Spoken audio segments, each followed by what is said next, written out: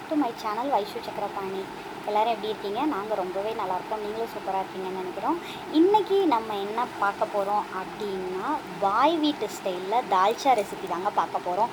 எலும்பு, கத்திரிக்காய், மாங்காய் எல்லாம் போட்டு ஒரு அப்படியே சூப்பரான டேஸ்ட்டில் ஒரு தால்ச்சா இருக்கும் பார்த்தீங்களா? மட்டன் பிரியாணிக்கு அவங்க சைடில் மட்டும்தாங்க அது கிடைக்கும். அது எப்படி செய்கிறதுன்னு பார்த்துடலாம். துவரம்பருப்பு, கடலைப்பருப்பு ரெண்டையுமே ஈக்குவல் குவான்டிட்டியில் ஊற போட்டுருங்க ஒரு மணி நேரத்துக்கு. அதை அப்புறம் குக்கரில் விசில் விட்டு எடுத்துக்கோங்க. அதுக்கப்புறம் பாத்திரத்தில் எண்ணெயை ஊற்றி பட்டை, கிராம்பு, ஏலக்காய் எல்லாம் போட்டு தாளிச்சுக்கோங்க, சோம்பு போட்டு.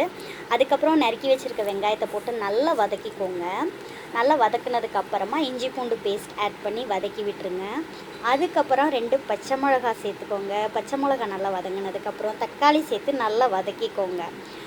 இதே டைமிங்கில் நீங்கள் மட்டனை வேக போட்டு எடுத்து வச்சுக்கிறீங்கன்னா வச்சுக்கோங்க. எலும்பை சூப் எடுக்கணும் அப்படின்ற பட்சத்தில் அதை ரெடி பண்ணி எடுத்து வச்சுக்கோங்க. நான் இப்போ கத்திரிக்காவை போட்டு வதக்கிட்டேன். மஞ்சத்தூள், மிளகாத்தூள், மல்லித்தூள் எல்லாம் போட்டு நல்ல ஒரு மிக்ஸ் கொடுத்துருங்க. அப்போ தான் அந்த மசாலா இறங்கும் நம்ம இதில்.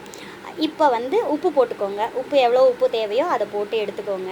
நான் இப்போ இதுக்கு இன்னும் கொஞ்சம் டேஸ்ட் கொடுக்கறதுக்காக நான் அந்த கொழுப்பு இருக்குல்ல, மட்டன் கொழுப்பு, அதை செலக்ட் பண்ணி எடுத்து இதில் ஆட் பண்ணியிருக்கேங்க.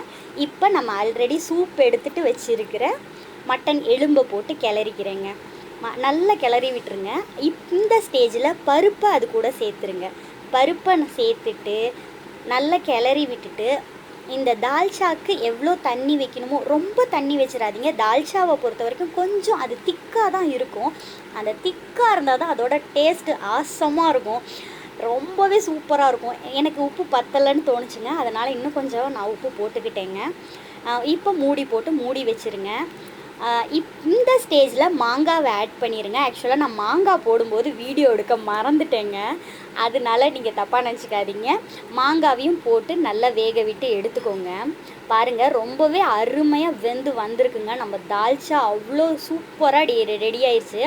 கொத்தமல்லி தழை தூவி இறக்கிருங்க. அப்படியே அந்த மாங்காய் செலக்ட் பண்ணும்போது லைட்டாக புளிப்பு இருக்கிற மாதிரியான ஒரு மாங்காய் செலக்ட் பண்ணிங்கன்னு வைங்களேன், அந்த தால்ச்சாவை அடிச்சுக்கவே முடியாதுங்க. அந்த தால்ச்சாக்கு நிகர் அது மட்டும்தாங்க. நம்ம வீடியோவை ஃபஸ்ட் டைம் பார்க்குறவங்களா இருந்தால் மறக்காமல் நம்ம சேனலை சப்ஸ்கிரைப் பண்ணிடுங்க. இந்த வீடியோ பிடிச்சிருந்தா லைக் பண்ணுங்கள், ஷேர் பண்ணுங்கள், கமெண்ட் பண்ணுங்கள். இன்னொரு வீடியோவில் பார்க்குறேன். பாய்.